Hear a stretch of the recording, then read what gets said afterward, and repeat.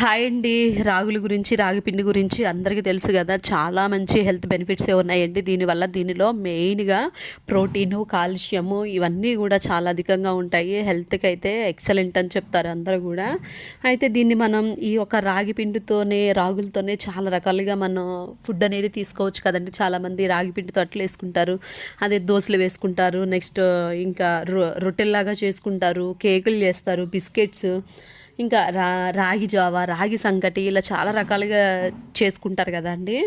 అట్లాగే ఈ రాగి పిండిలోనే ఇంకొక 2 ఇంగ్రీడియెంట్స్ అయితే కలిపి మంచిగా మనం వీటిని బన్స్ లాగా లేదా దోసలాగా వేసుకుంటే ఎంత టేస్టీగా వస్తాయో. ఇందులో మనకు నచ్చిన వెజిటేబుల్స్ యాడ్ చేసుకొని, నేను 2 ఇంగ్రీడియంట్స్ అని చెప్పాను కదండి, అదేంటంటే పెరుగను బొంబాయి రవ్వ అనమాట. ఈ రాగి పిండిలో పెరుగు బొంబాయి రవ్వ కలిపి కాంబినేషన్స్తో ఇప్పుడు బన్స్ లాగా చాలామంది చాలా రకాలుగా చేస్తున్నారు.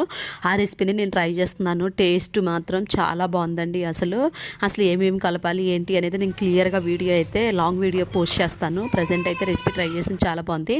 నేను వంట చేసేటప్పుడు గిన్నెలన్నీ వాష్ చేసేసుకుంటాను వంట చేస్తూనే, అందుకని మిడిల్లో గిన్నెల స్టాండ్లు చూపించా.